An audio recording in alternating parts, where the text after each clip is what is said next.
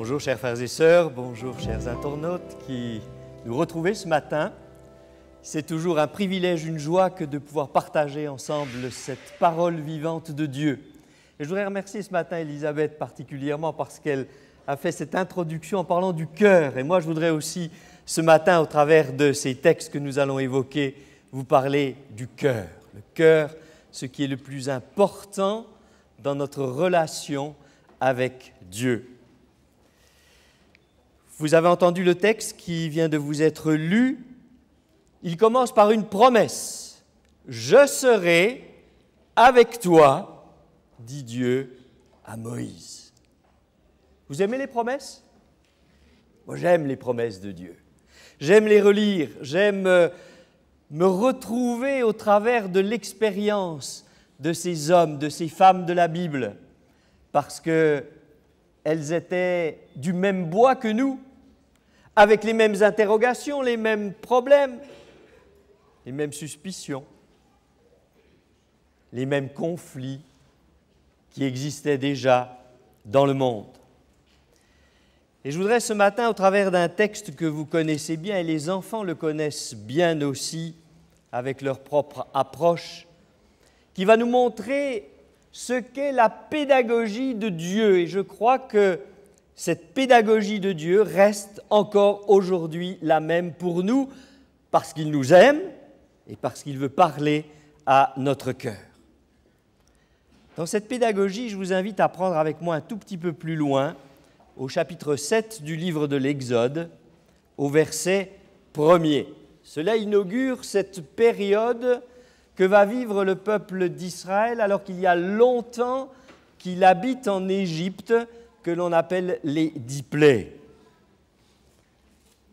L'Éternel dit à Moïse, « Vois, je te fais Dieu pour Pharaon, et Aaron, ton frère, sera ton prophète. » Je te fais Dieu pour Pharaon. Pharaon était Dieu. Il n'était pas seulement quelqu'un qui règne sur un peuple important de son histoire, mais il était Dieu aussi. Et voilà que ce Dieu d'Israël lui dit, voilà, je serai Dieu pour toi. Étrange. Parole réconfortante pour Moïse, puisqu'il est parti dans sa tête avec cette promesse de Dieu, « Je serai avec toi ». Alors que vous connaissez toutes les hésitations qu'il a eues avant, tous les obstacles qu'il a mis pour ne pas entrer dans la mission de Dieu, il dit, moi je ne sais pas parler, envoie quelqu'un d'autre.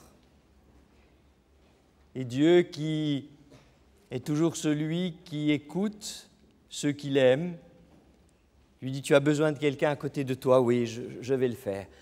Je vais mettre Aaron, ton frère, à tes côtés. Tu ne seras pas seul, même si je te dis que je suis avec toi. L'objectif, verset 5, « Les Égyptiens connaîtront que je suis l'Éternel lorsque j'étendrai ma main sur l'Égypte et que je ferai sortir du milieu d'eux les enfants d'Israël. » Voilà le signe du Dieu puissant que je suis lorsque vous sortirez de ce pays. Dieu qui connaît toute l'histoire des hommes bien avant qu'elles ne s'écrivent, tout en leur laissant leur profonde liberté, savait très bien les difficultés qu'ils allaient rencontrer pour s'emparer de cette promesse et véritablement y croire. Et Dieu veut les enseigner pas à pas dans cette expérience. L'âge de nos deux personnages, oh, écoutez, ça me fait presque rire. Vous vous rappelez l'âge de Moïse? 90 ans. Aaron, 87 ans. Qui vont se retrouver là devant un jeune souverain qui veut manger le monde, comme tous les souverains de ce monde lorsqu'ils étaient jeunes. Et là, Pharaon n'échappe pas. Verset 9, Premier épisode, si Pharaon vous parle et vous dit « Faites un miracle », tu diras à Aaron « Prends ton bâton, jette-le devant Pharaon, et il deviendra un serpent. » Ah, les hommes aiment bien des signes. Et je pense que, comme moi dans votre vie, un jour il vous est arrivé devant une croisée de chemin qui est difficile, où le cœur ne sait pas tellement ce qu'il faut choisir. Seigneur, montre-moi ce que je dois faire. Montre-moi où je dois aller.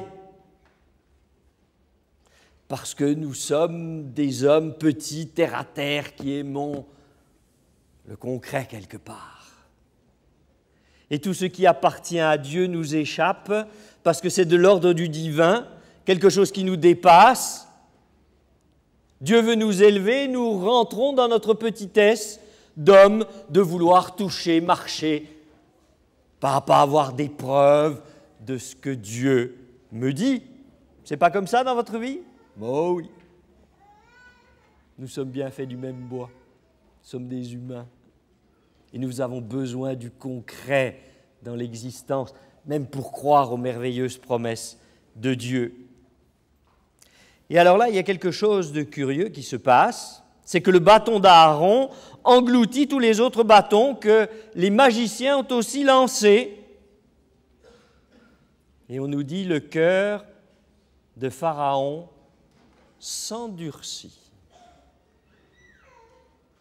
On parle souvent de ce texte où il est dit que Dieu endurcit le cœur de Pharaon, mais vous voyez que la première fois dans l'histoire de cette relation qu'il a avec Dieu, on nous dit le cœur de Pharaon s'endurcit et il n'écouta point Moïse et Aaron selon ce que l'Éternel avait dit, « Laisse aller mon peuple ».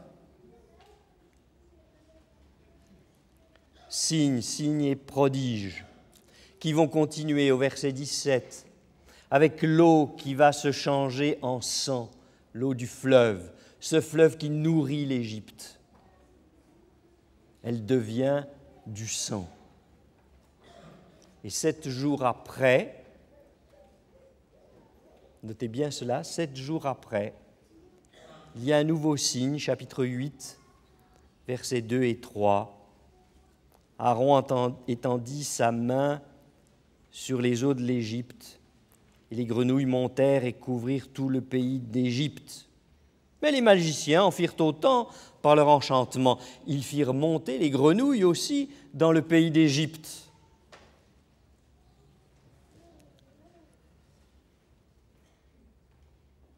Pharaon se sent fort. Il n'y a pas que cet homme qui parle au nom d'un Dieu qu'il ne connaît pas, qui est capable de faire des signes et des prodiges. Mes magiciens peuvent faire la même chose. En quoi est-il supérieur à moi, Dieu de l'Égypte? Chapitre 8, verset 14. Les magiciens employèrent leurs enchantements et ils produirent aussi des poux, mais ils ne le purent. Ah, les choses changent. 2 premiers prodiges où ils se sentent forts avec le Pharaon parce qu'ils peuvent faire la même chose. Mais là, les choses changent et évoluent. Ils ne peuvent plus. Et au fur et à mesure que vont se dérouler ces 10 plaies que vous connaissez bien, ces 10 étapes dans le chemin pédagogique de Dieu pour Pharaon, n'oublions pas que c'est déjà pour Pharaon que ces plaies sont envoyées, pour qu'il réfléchisse, pour que son cœur soit touché, on le verra tout à l'heure. Viennent des mouches venimeuses, vient la mortalité des troupeaux, des ulcères qui tombent sur les animaux, des sauterelles en grand nombre. Chapitre 9, verset 27. Pharaon fit appeler Moïse et Aaron et il leur dit « Cette fois, j'ai péché. C'est l'Éternel qui est le juste. Et moi et mon peuple, nous sommes les coupables. » trouvez pas que c'est extraordinaire? Alors vous me direz, oui, il a eu peur.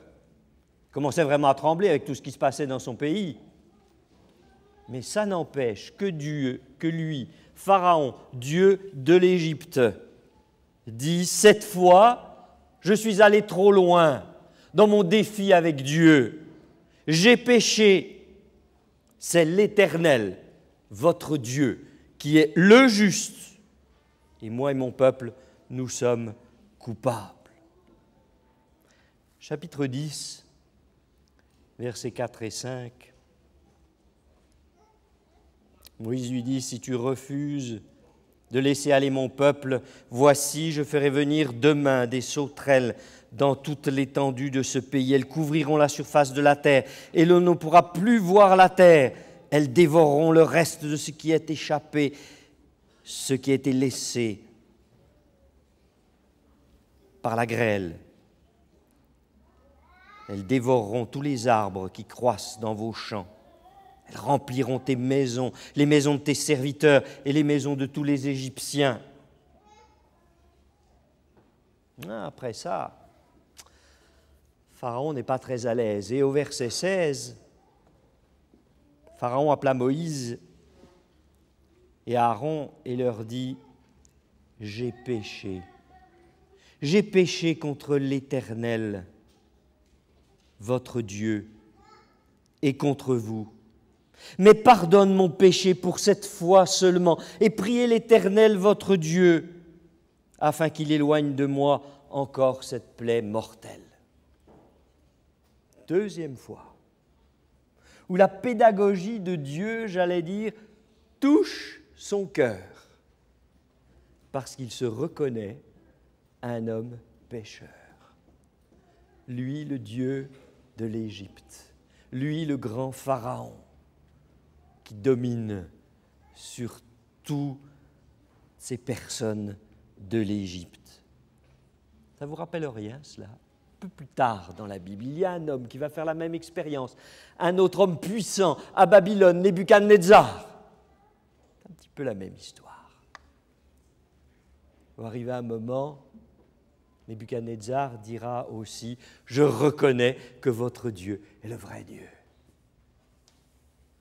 On pourrait se réjouir de la pédagogie de Dieu qui touche l'homme, même si parfois c'est difficile pour qu'il reconnaisse qu'il est un homme pécheur et qu'il est dépendant de Dieu.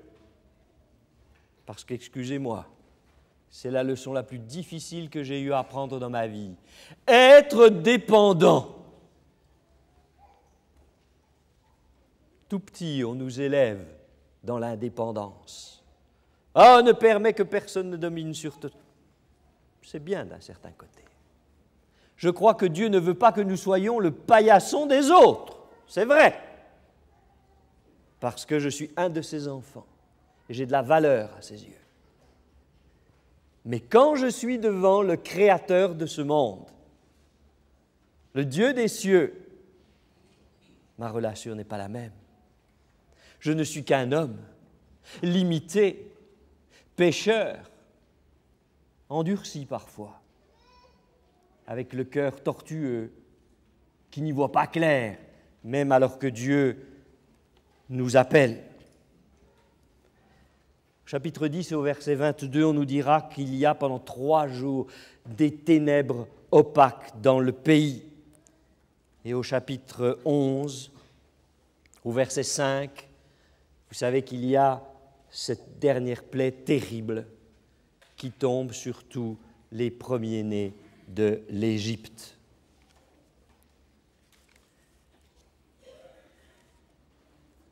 Regardons un petit peu le processus qui se passe dans le cœur de Pharaon. Au début, Pharaon est rassuré. Nous avons dit, puisque ces magiciens sont capables de faire la même chose. Alors pourquoi se préoccuper de ce Dieu que l'on dit supérieur? Finalement, il n'est pas si puissant, puisque ses propres magiciens font la même chose. On a dit les choses s'aggravent, parce que quand les eaux sont changées en sang, imaginez le monceau de poissons morts qu'il y a dans le Nil. symbole du fleuve de la vie. L'eau n'est même plus buvable. Mais les magiciens font autant. Pas trop de quoi s'inquiéter. Et on nous dit que le cœur de Pharaon s'est endurci. Et dans le chapitre 7, au verset 24, ce sont des hommes très avertis, ces Égyptiens, puisqu'on nous dit « Tous les Égyptiens creusèrent aux environs du fleuve pour trouver de l'eau à boire, puisqu'ils ne pouvaient plus boire l'eau du Nil. Et il s'écoula 7 jours après que l'Éternel eut frappé le fleuve. » Dans notre vie, chers amis, il y a de dures épreuves. Une vie n'est pas un long fleuve tranquille. Une vie ne se passe pas sans qu'un jour ou l'autre, il y ait des épreuves qui s'abattent sur nous comme la grêle, et où là, nous posons des questions. Nous essayons de comprendre ce qui nous arrive. Le fameux « pourquoi » ? Pourquoi cela m'arrive ? Certainement, ces Égyptiens qui ne savaient pas très bien ce qui se passait dans la relation entre Moïse et Dieu, se posaient aussi ce genre de questions. Et vous avez remarqué au chapitre 8 et au verset 4, Pharaon appela Moïse et Aaron et il dit « Priez l'Éternel afin qu'il éloigne les grenouilles de moi et de mon peuple, et je laisserai aller le peuple pour qu'il offre ses sacrifices à l'Éternel. » Parce que l'objectif, c'était cela. Libérer le peuple pour qu'il puisse adorer, non pas à la manière dont l'Égypte adorait, mais le véritable Dieu, le véritable Créateur, selon le plan de Dieu. Et pour ça, il fallait qu'ils sortent de l'Égypte. Ils ne pouvaient pas offrir un culte à Dieu avec ce mélange qui pouvait exister en Égypte. Et c'est pourquoi Dieu lui a dit « Fais sortir mon peuple ». Ce sera le signe de la relation que je veux avoir avec lui. Ça m'est arrivé aussi, bien des fois dans mon expérience pastorale, que des frères et sœurs viennent, me disent « Pasteur, priez pour moi ». Vous savez, moi, ma réaction, elle a toujours été la même. Et vous savez, Gilles Georges, votre pasteur, il ne vaut pas mieux que vous. C'est un homme pécheur comme vous. En quoi vous pensez que ma prière aurait davantage d'effet que la vôtre? Alors, ce que je vous propose, c'est que nous prions ensemble. Oui, ça, je peux le faire. Mais ma prière n'a pas, aux yeux de Dieu, plus de valeur que la vôtre. Et puis, vous savez, l'homme est ainsi fait lorsque les choses vont mieux, lorsque la grêle s'est arrêtée de tomber sur nous, lorsque le coin de ciel bleu est réapparu, alors on oublie. L'homme oublie si facilement. Pharaon était Dieu et c'était difficile pour lui que de demander à Moïse de prier pour lui, lui qui était ce Dieu de l'Égypte. Mais il l'a fait.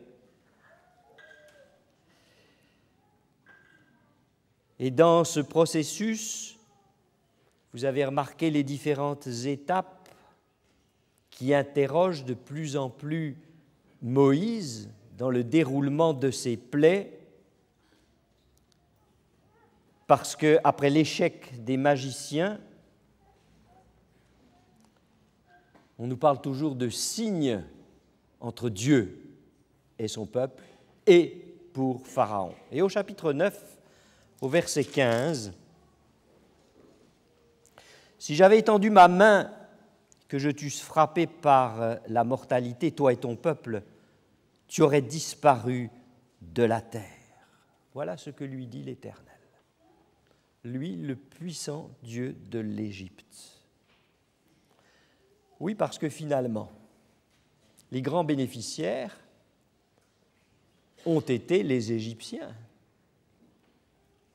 N'oublions pas qu'ils sont restés 430 ans dans ce pays et que Dieu met un terme, mais ils ont été les premiers bénéficiaires de ce peuple, petit peuple au sein d'eux, parce qu'ils marchaient avec le vrai Dieu. Et Dieu prévient, cela me frappe toujours et me touche, quand dans mon expérience avec lui, avant que ne s'abattent les choses les plus graves dans ma vie, il me prévient, et là il prévient aussi Pharaon. Chapitre 9, verset 19. « Fais donc mettre en sûreté tes troupeaux, tout ce qui est à toi dans les champs. La grêle tombera sur tous les hommes et sur tous les animaux qui se trouveront dans les champs et qui n'auront pas été recueillis dans les maisons, et ils périront. » Et au verset 20 et 21, ceux des serviteurs de Pharaon qui craignirent la parole de l'Éternel firent retirer dans les maisons leurs serviteurs et leurs troupeaux, mais ceux qui prirent point à cœur la parole de l'Éternel laissèrent leurs serviteurs et leurs troupeaux dans les champs.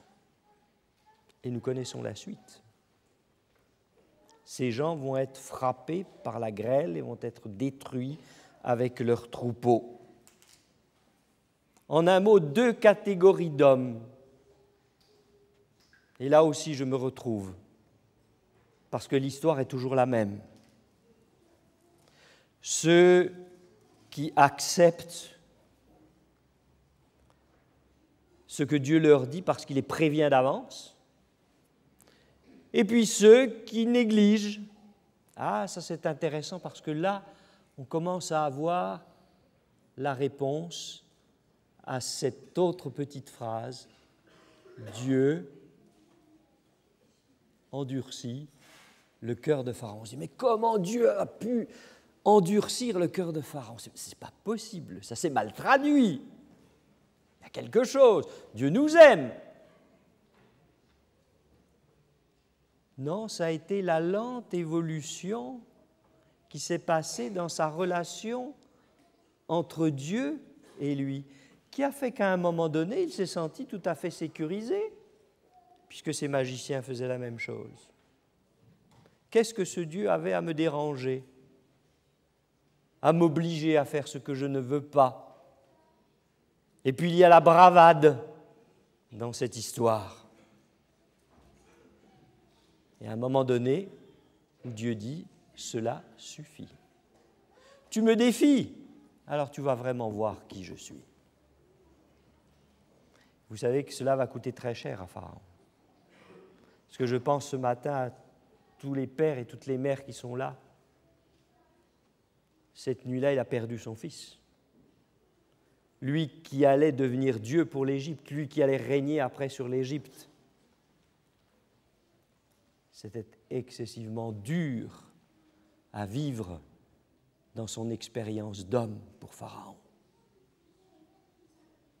Excusez-moi ce matin de vous dire, ce n'est pas un certificat de baptême dans l'Église ou notre présence le sabbat matin qui nous mettront à l'abri des situations périlleuses dans notre vie, mais c'est l'écoute attentive des conseils de Dieu pour notre vie.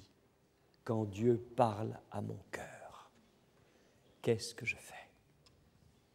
Je fais taire cette voix intérieure en disant, mais finalement, Seigneur, je m'en suis toujours sorti. Et cette fois-ci encore, je m'en sortirai. D'un air de dire, ce droit que tu revendiques sur moi d'être le Créateur, ça n'a pas tellement d'importance, je suis un grand garçon, je suis une grande jeune fille et je peux bien me débrouiller sans toi. chapitre 10, verset 7. Les serviteurs de Pharaon lui dirent « Jusqu'à quand cet homme sera-t-il pour nous un piège ?» C'est curieux que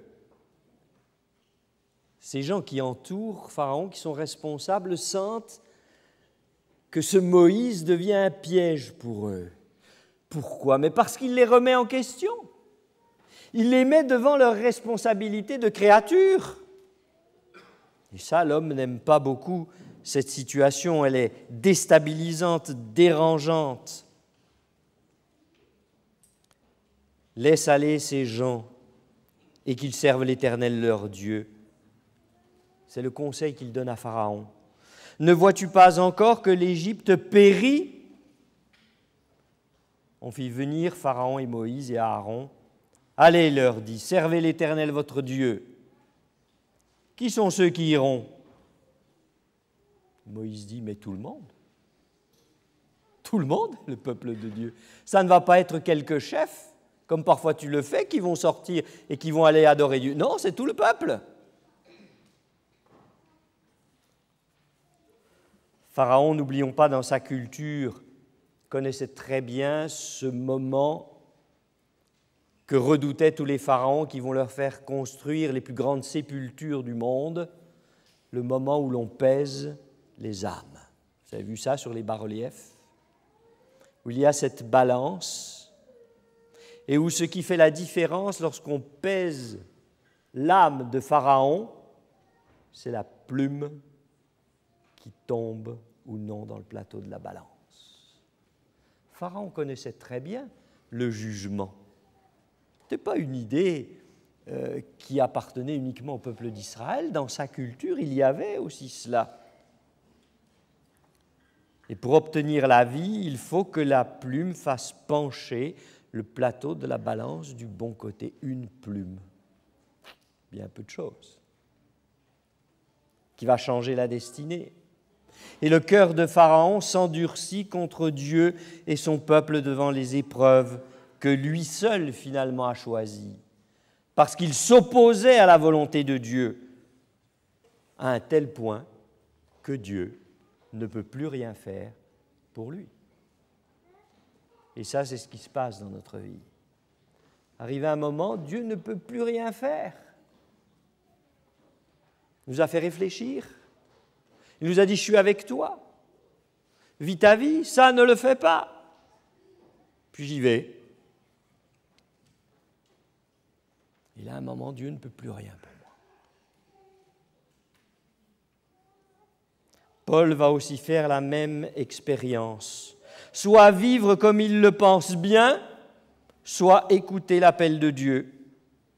Et alors qu'il est arrêté et conduit devant le gouverneur Félix dans les Actes au chapitre 24, Actes chapitre 24, le verset 5, vous connaissez bien ce texte dans cette histoire,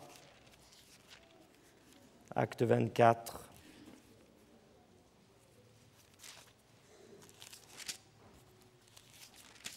Verset 5. Nous avons trouvé cet homme qui est une peste, qui excite les divisions parmi tous les Juifs du monde, qui est chef de la secte des Nazaréens et qui même a tenté de profaner le temple. Et nous l'avons arrêté. Paul aussi dérangeait. Cet homme est une peste, il empoisonne tout le monde.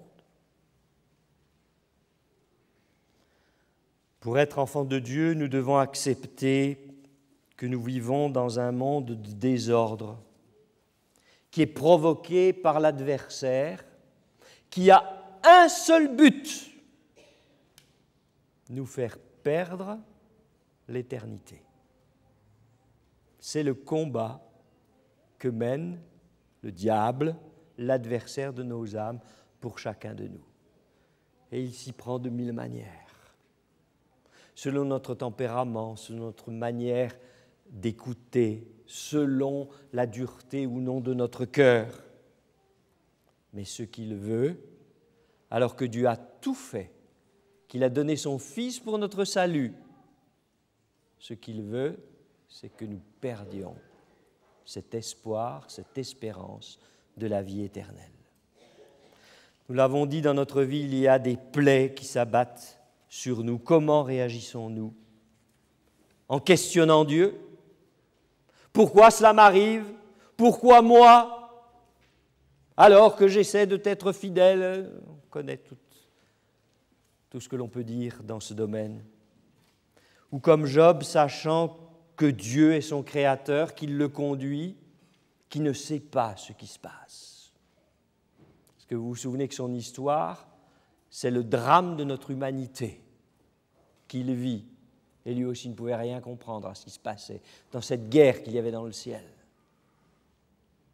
Mais tout simplement, il accepte en disant « Tu es mon créateur, je sais que tu m'aimes, je ne comprends pas, mais un jour je comprendrai et j'écoute ce que me dit ta voix. » Toujours deux solutions pour nous. Nous pouvons reconnaître nos erreurs et aller à Dieu pour obtenir son pardon, parce que c'est cela qui me sépare de Dieu tant que je ne suis pas réconcilié avec lui, tant que je n'ai pas reçu son pardon. Ou trouver un palliatif et 1000 raisons pour ne pas m'engager avec lui. Et j'illustrerai cela par cette histoire, cette réalité, dans une petite ville d'Italie, un petit village qui s'appelle Vignarella, qui est d'ailleurs célèbre pour son chocolat. Il est célèbre dans le monde aussi pour autre chose. Il est au fond d'une vallée profonde, ce qui fait qu'il ne voit jamais le soleil. Et quand vous vivez comme cela, à longueur d'année, même si vous êtes né dans cet endroit, vous avez envie de recevoir le soleil, d'être réchauffé par lui, d'avoir sa lumière et pas toujours de l'avoir en face. Alors ils ont dit, puisque le soleil ne descend pas jusque vers nous, à grands frais, ils ont installé un miroir qui reçoit les rayons du soleil et qui les renvoie pendant 6 heures par jour sur le village. Ils ont trouvé un palliatif, mais ils n'ont pas trouvé le soleil. Que Dieu nous aide à faire les bons choix, à ne pas prendre des palliatifs qui nous suffisent parfois dans notre vie et dans notre marche avec Dieu, mais de choisir le soleil de justice qui éclaire nos vies et qui nous aime. Amen.